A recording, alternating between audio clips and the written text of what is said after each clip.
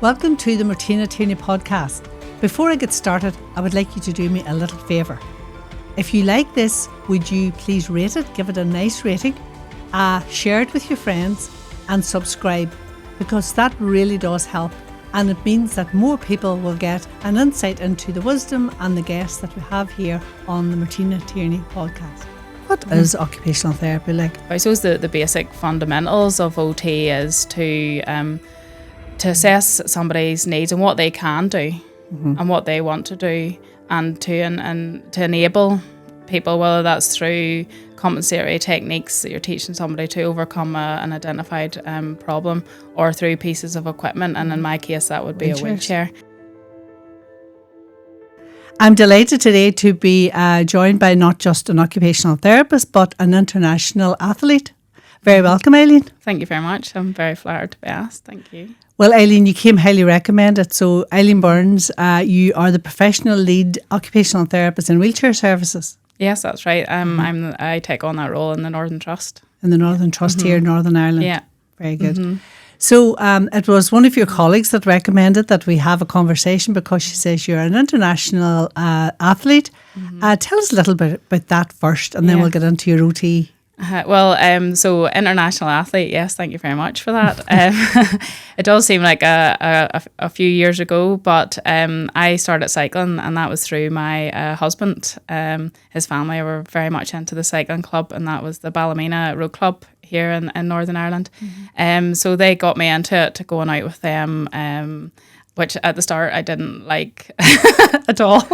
So I was only his girlfriend at the time, so I was trying to get in with the family. But you were just trying to impress? Yeah, I was trying to impress, and it just developed from there. I had a lot of support from his dad, and he helped me with equipment and things like that, and then going out. And from there it just developed, and I figured out that, I suppose from doing it, that I was all right at it, I suppose.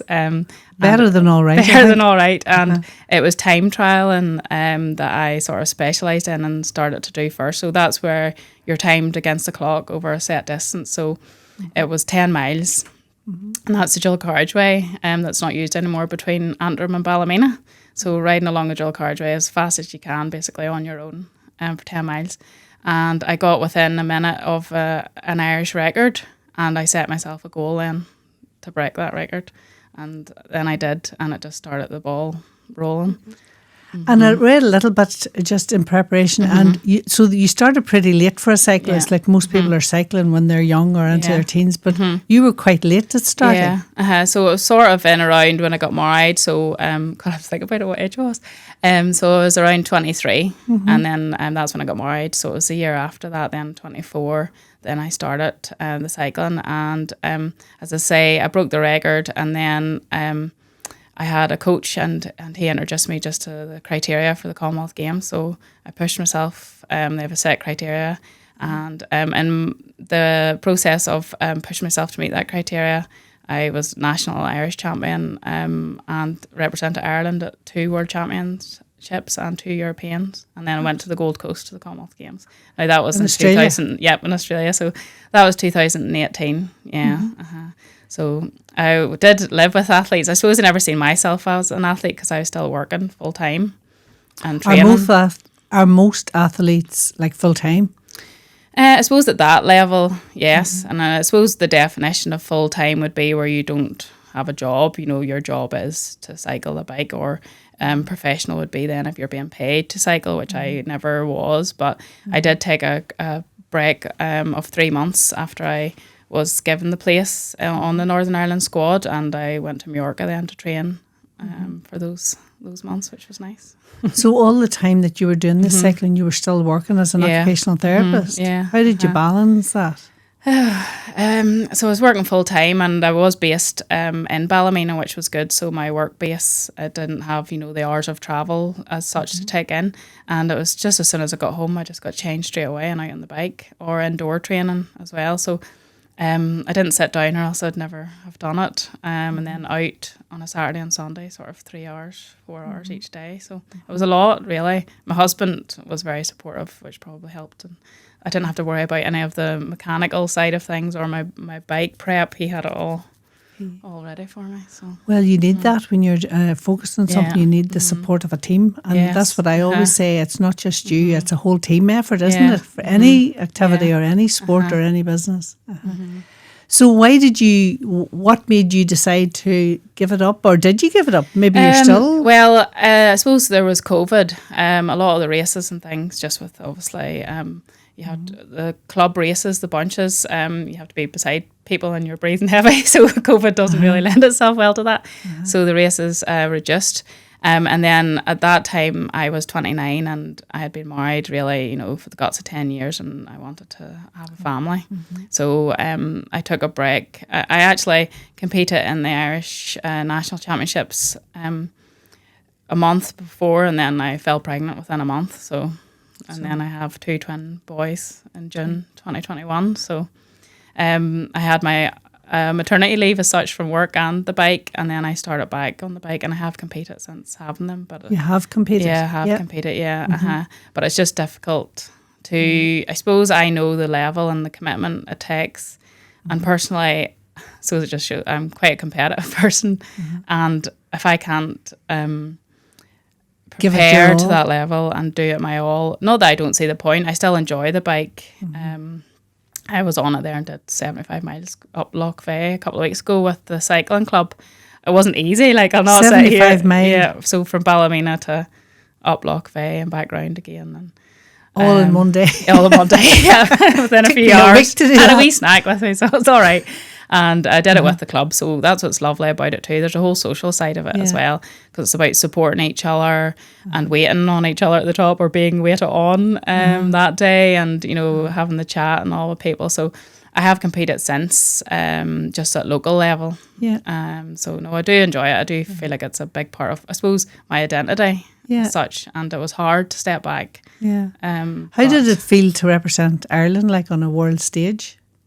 Did you feel very Terrifying. proud of that? Yeah, I suppose you see it on TV, and to be given the kit and put it on, and when you go to those sort of events, you have staff and people like taking your bike, so it was a bit weird, that way, and and seeing, I suppose, famous athletes, because and they're sitting beside you even at the table, there's a professional cyclist for Ireland now, he has retired, but Nicholas Roach, and he was sitting beside me at my breakfast, and I could hardly eat, like that sort of thing. But I know it was amazing. Sort of pinch yourself. Yeah, moment. pinch yourself, and I suppose looking back at photos now, I sort of think, wow, but at the time, your goal is to do the race and do the best that you're doing. But no, it's cool looking back at it. Very well done. So then talk to me about your role now as an occupational therapist, your professional lead in wheelchair services. Yeah. So tell us a little bit about what you do every day, your role. Well, within the team, I've worked in the team. I started in December 2017. So I was actually working in wheelchairs when I went to the Commonwealth Games. I just started. So within my role as the lead in the team, it's about sort of overseeing the day-to-day running of the service in the trust. And there's a team of 4 occupational therapists within that team, and including myself, we all carry our own caseloads across the Northern Trust. So the Northern Trust does have the biggest geographical per square mile of all of the trusts. The 5 trusts, we are the biggest trust, so it's a big area to cover. So it would be, I suppose in summary, and the basic definition of it would be the assessment of a service user's needs who requires a wheelchair, and for mobility purposes, and then specialised seating too, and that's from children to adults, and we cover all programmes of care, any conditions, so if somebody requires a wheelchair, we would be involved in that, the complex end of it as well. And we also provide a consultancy service to staff, all our OTs on the ground. We don't do all of the wheelchair prescriptions, as we would call it, so we provide training, actual face-to-face in-service training to staff, and also then a consultancy, we call it a duty service, where if an OT has a case and they want to discuss it with us, we provide that clinical advice and product, I suppose, advice as well. We would be more aware of the products, the limitations in the products, what can be done with them to meet like an identified need or a problem that's been identified for a service user. Did you do extra training, just for anybody listening, OTs out there who maybe don't know a lot about wheelchair services and might think something to be interested in? Is it something that you did extra training for? I or did you just gradually build up your expertise? I suppose you gradually build up. Everybody within our team, works at a certain banding or, level of an OT, and you have to have your year's experience, like any of that in any specialised area, I suppose. So you start, with your basic training. Regionally, there's the foundation wheelchair training that's provided to all OTs in Northern Ireland, and that was there. And I suppose it's just sparked my interest, and that's the great thing about OT. You have your training that you do at university. I went to Georgetown or University of Ulster, and it is your undergrad training of what OT is and the foundations of OT. But there's so many areas you can go into. But with wheelchairs, it started with those more basic wheelchairs, the standard wheelchairs, and then it built up with all my experience in different areas. I worked in RABU, the Regional Brain Injury Unit. So that was looking at the use of wheelchairs for rehab purposes and real specific needs. And then I moved into adult learning disability, where I was involved with clients with significant postural and mobility needs. So I suppose I just built up my repertoire through experience with people, and then going into wheelchair services. I just liked the thought of it, like wheelchairs, probably the technical side of it. And admittedly, I maybe thought it would be a bit more, not black and white, but I like to see an issue, a problem, and try and resolve it. Yeah. But it's not as clean cut as that. No. I was a bit naive, I think, thinking that. So the podcast that we're on, like, it's around occupational therapy and health and all. Yeah. But a lot of people listen to this podcast that are not health. And one of the things that we have been asked a few times is, like, what is occupational therapy like? So, like, you've just described a very niche role within OT. A wheelchair services is very niche.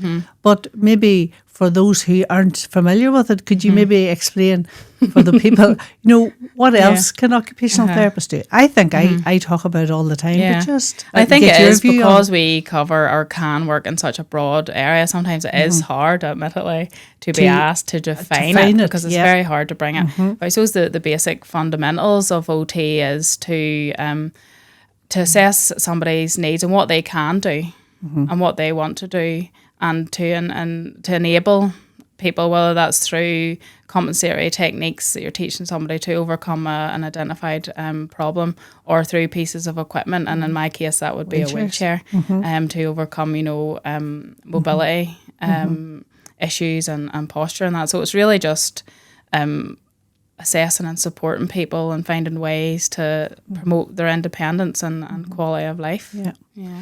So when this is always something that would come up, because obviously we're into seating.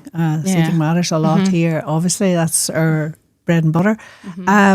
When does someone get a wheelchair or a comfort chair, or do they get both? Or what's the criteria here even? That's always a sort of an issue, isn't it? With us it is. Is that an issue? Yeah.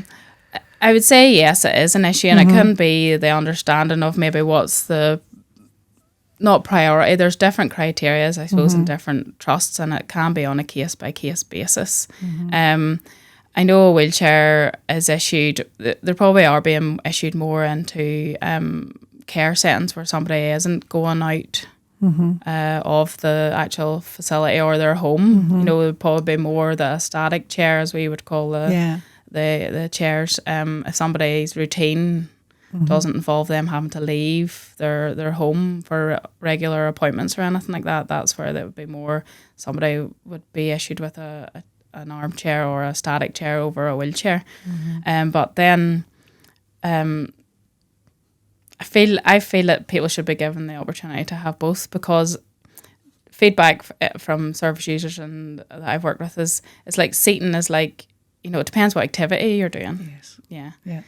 So a service user sort of said it to me once, and it's always stuck with me, that it's like your shoes. You don't wear the same pair of shoes for every activity you do. That's right. You know, so you're not going to eat your dinner myself sitting in my armchair at my kitchen table. You know, it's not going to fit the activity. So I personally feel, and this isn't reflective of what actually goes on out there in the health service across Northern Ireland, but it should be based on what the needs of the person are and their functional tasks that they want to do and their goals. And as I say, there's different chairs and different pieces of equipment for different things, but it really is on a case-by-case basis, because those transfers and things have to be taken into that. How does somebody get on and off the chair and things like that? Yeah. So have you got a good story or a good case study that you felt that you really impacted? Because when we do the podcast, people always talk about some patient or somebody that really impacted. Have you anything that really comes to mind for you? Yes, I had a referral. It was a gentleman who has spent an extended period of time in a hospital. Whenever we received the referral, he had been in the hospital for, the guts of 2 years. And the reason being was that it was his home environment wasn't accessible. So his level of function had dramatically changed from being admitted to the hospital. He was fully independent before that, no issues with mobility. It was a rare neurological condition. And now he was dependent on a wheelchair for mobility and assistance to with all activities of daily living. And we were asked to go out and assess him for a wheelchair. In the hospital? In the hospital, yeah. So we can go, our team covers all programs of care. We go into schools, hospitals, like anywhere where the need has been identified for us, and we'll go there. And across trusts too, we would go into the Belfast Trust and things, depending where our service users are. So we would do that too. And I brought a manual wheelchair, tilt and space wheelchair, and I tried him in it, and it just came to me, we were pushing him down the corridor, so he hadn't been really off the ward, and I thought, I actually just stuck my finger out and I said, wiggle my thumb there, looking at his upper limb function, I suppose. And he looked at me, and I just thought, why can we not give this man a powered wheelchair? What, obviously there's a lot of pre-assessment you have to look at for powered provision, eyesight being one, a simple factor that would have to be taken into consideration. And I just turned around to the OT and I just sort of said, is there any issues or concerns with cognition or vision? And she was like, not to my knowledge, and I just said to him, do you want to try a powered wheelchair? And he was like, Had he speech? He had no speech. He had a trachea and things. And so very hoarse, speech, very low volume. But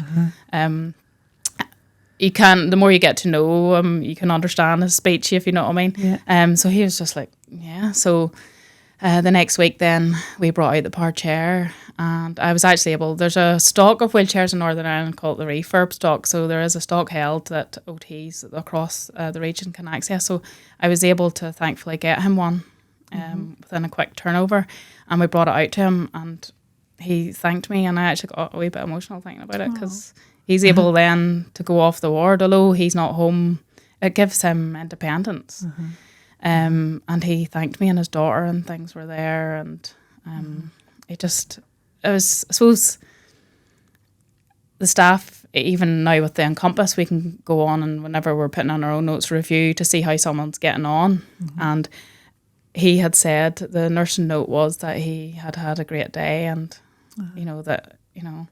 So you did what most OTs, I'd like to think most OTs would do. You looked at the person and you thought, like, what would be best for them, and you asked the person, or you asked rather than just doing what you were asked to do, provide a wheelchair. You looked at the person, you thought, like, what's their needs? So that was, and really he did require always somebody with him for suction and things like that. So he does have medical needs, but I was like, well, we'll address that, this man's, quality of life and independence and mood, because he did have a chair, a static chair on the ward, but he was reluctant really to get out, and it was because once he got out, he was just sitting there. And he had built up his tolerance, so that seat had a purpose at the start, because as I say, he had no sitting balance, and that helped him rehabilitate.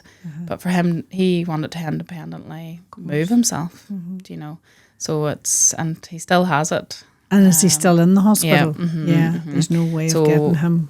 There is all of the work is going on for his home to be adapted. So very good. we will then look at, and we can facilitate that with him being on the ward to do his, you have to do a test to use your powered wheelchair outdoors in Northern Ireland, just with it being a class as a vehicle. So, you know, I suppose it could open up a lot for him then when he goes home, that he would be independent. And where do they do that test? Is it yourselves that would? Yes. So there's different predetermined routes, and that's through the DOE. Then there's it's like us doing our driving test. There's certain things you have to do. Now it's on footpaths, so these are class 2 vehicles that are provided for the use on public footpaths. It's a test sort of proficiency to give people advice on how to use the chair and how to use the speeds and things on it. So there is, within the Northern Trust, there is one in each geographical patch. Now the one in East Antrim, which would be Newton Abbey, we're still, that's one of the service developments that we want to get that developed and put in place. But there's one in Coleraine at the Fort Centre, Ballymena, and then Mid-Ulster as well. We tend to do it on the hospital side because you have a clinic area someone can come to with changing or toilet facilities that are appropriate. And then they can also go to Musgrave as well. So, but transport, and I think that's quite well known and documented, that wheelchair accessible transport is limited in Northern Ireland. So we're trying to get the routes closer to the service users, so they don't have to be out of pocket to come and to do the assessments. So Eileen, just tell us a little bit about how did you get into occupational therapy in the first place? It's always an interesting story. People come into it for all different reasons. So how did you get into occupational therapy? Well, admittedly, I didn't know what occupational therapy was until I started to apply for it. My best friend at school, her uncle was an OT, and she was putting it down on one of her options. So my options for university are a bit sort of not random, but don't correlate there. It was sports science. So you were always into sport. I always was into sport. Yeah. Criminology. Right. Yeah. I do love a crime documentary. So I'm still into those. That's how I relax. But well, that's good or bad. And then occupational therapy. So I suppose more I looked into it and things like that there. And I had to do an interview, like a pretend interview at school, if you know what I mean, and things. And my granny, who I never met on my mum's side, she had MS. So I spoke to my mum just about that, and so it was sort of how she looked after her mum and things like that there. So I sort of thought, on looking at the options, that would be the one to go for. And at that time, I'm not sure if you still have to do it. HPAT test was just, so I did that, and I got in, and then that was it really. So it was. I was the first of the 3-year course. It was 4 years, and they reduced it to 3. So I was the first of the 3. Oh, very good. Quota that went through. And then I didn't get a job straight away. There were no jobs at the time. I graduated in 2010. So they at the time actually had brought people into the university to tell us how to go to Australia, how to go about going to America. Like, they really were doing that because there was no jobs. Yeah, which is mad when you think about it. So where was your first job then? I was a bit of a home bird. I didn't want to go anywhere. You had a boyfriend? Had a boyfriend, He's now my husband, so it all worked out all right, I suppose. But, so I couldn't get a job. So I started banking. I got into the trust in a nursing home in Ballycastle, where I'm originally from. And I loved it. My sister worked there. So I started to do that, and then an internal trial came round, and I got a job as it was called a rehab coach in the brain injury team. Although I was a qualified OT, but I think that's my advice to students now. You know, if you can get a job in healthcare, if it's banking, you know, get in as soon as possible, because it gives you that confidence even talking to people and knowing how things work. And and then I worked there, and then I did an interview to work in the equipment stores, and I actually got that post. And on the Friday before I was meant to start, as an OT? No, as a technician, so an OT technician. And before I was meant to start that job on the Monday, and I got offered my first OT job on the Friday, so I never actually got to start the technician job. Oh, right. Yeah, and my first post was in community mental health, which wasn't an area I suppose not that I didn't want to go into it, but it wasn't an area I preferred. You know, I liked physical rehab areas. So I worked there, and then that was in the Northern Trust, and then I went to the Belfast Trust in rotational post. I think that was a very good post. So that was in the specialist hospitals in Belfast. So the rotation is always a good option, isn't it, for early, for students or for basic. They're not called basic grades. For it's building up your foundation, I suppose, of the skills and your confidence, and so that I rotated in Rabu was the regional brain injury unit. I was also in the wards in the Mater Hospital in the mental health programme of care, and then in the Royal as well. And then at that time I just wanted to get a job closer to home, so I was in Antrim Mary Hospital, acute. So I have quite a array of experience. And then my longer posts then were adult learning disability for 5 years, which I really enjoyed. And then that wasn't just wheelchairs, that was that's all everything. So adult. You're doing your adult similar to adult community services, but with service users who have a diagnosis of learning disability. So I suppose you're pulling in your specialist skills there, because you have your behavioural elements and sensory and things like that too. So very good. So what's your ambition for the future? What would you like? Because you're obviously a very ambitious person. You're quite competitive, you've said yourself, in your sport. And you said earlier we were chatting that the job that you're in now came up sort of just after you. Were you on maternity leave or just back from maternity leave? I was just back from maternity after having 2 twin boys. Twins, I know. And they'll be 5 now in June, so it's a lot of work. But they're good crack. And so I'd just come back, and I was on, return to work, gradual return to work using annual leave and things. And the team lead at the time had decided she wanted to move on to a different post. And I just thought, I want to apply for the team lead post. So I was already in the team. And why I suppose I wanted to do that was because I wanted to improve things. Not that there was anything really wrong with the way it was, but I just sort of seen you could see where things, improvements could be. And I was motivated to try and do that, to make things better, I suppose, for the service users and for staff. Because as I say, we're there as a resource for all OTs in our trust for anything to do with wheelchairs and advice. So I was trying to listen to everybody's, if anybody had any issues or problems, and try and develop that for staff and service users, and hopefully then make the service better. And do you feel that you have been able to have an impact? Is there things that you wanted to do that you have been able to achieve, or is it a work in progress? Yeah, it's all a work in progress. It really is. And there's a lot of a regional approach to it too. So I would sit in meetings with my counterparts from different trusts, and in Musgrave. So the wheelchair services in Northern Ireland is described as a hub and spoke approach.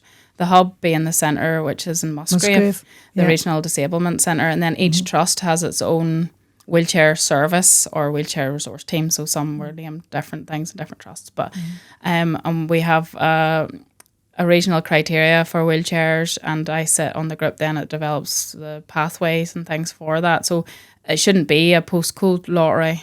No, it should be fair and equitable against all across Northern Ireland. And we also develop training and things. So it's good in my role as the lead, being part of that, to ensure consistency across Northern Ireland, and that's with service users' access to it, but also training of staff as well, that it's there too. So it's nice to be part of that, and then bringing that down into a local level within the trust, and then helping to develop it there. But yes, I feel there has been improvements and feedback from staff, and that's the main thing. We do use now, there's technology for these QR codes and getting feedback and doing evaluations, and because you need that feedback to improve. So what are your ambitions for the wheelchair service, or for your career, or for yourself?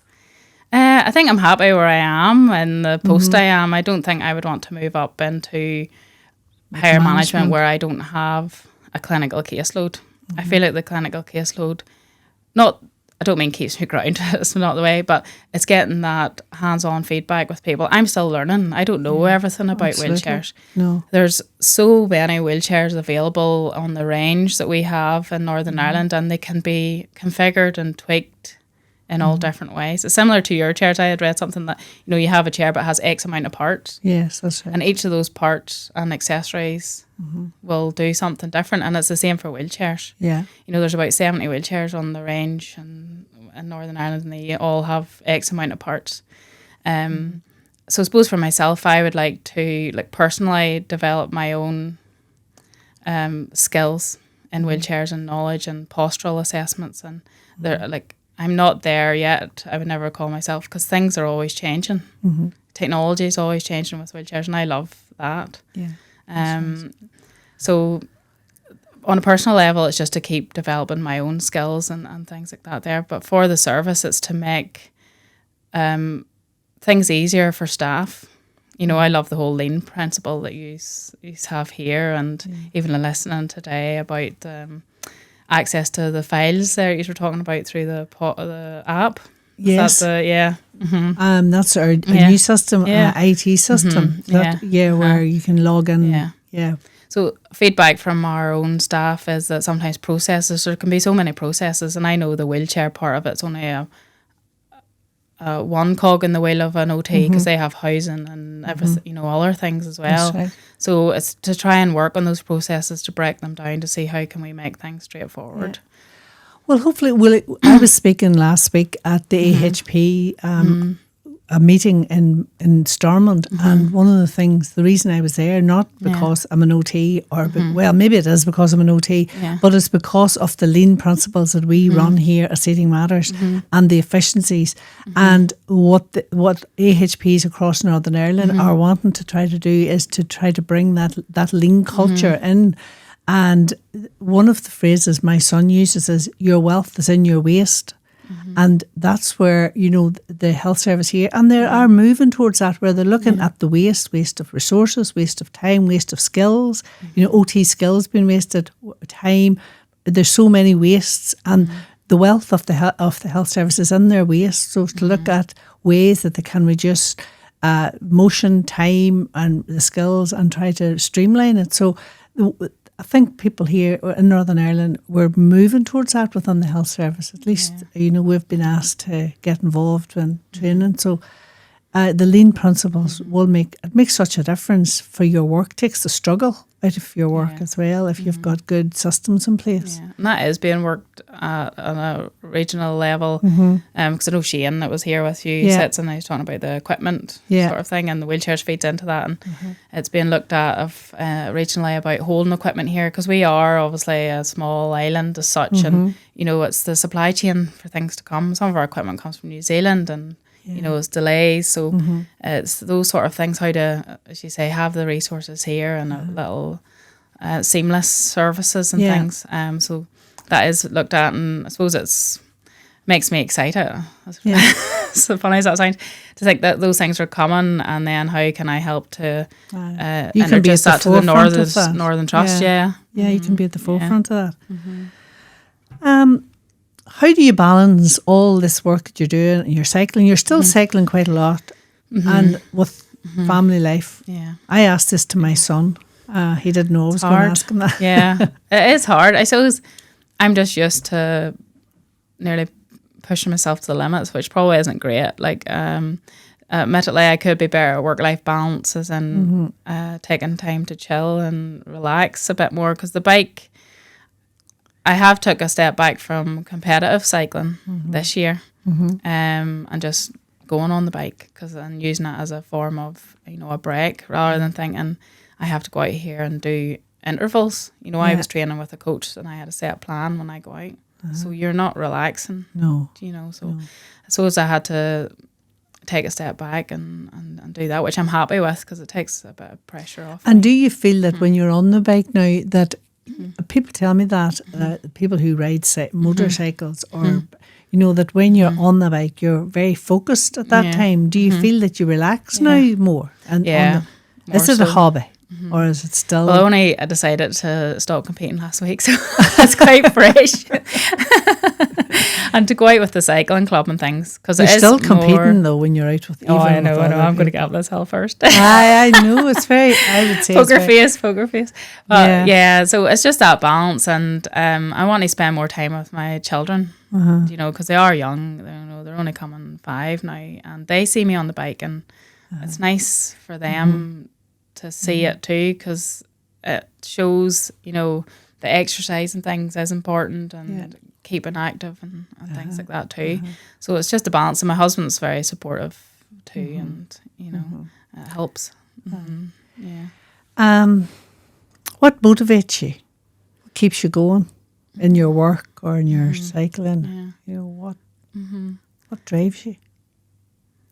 I suppose I can always see that there's always improvements to be done, and just pushing for, I suppose, the best of myself.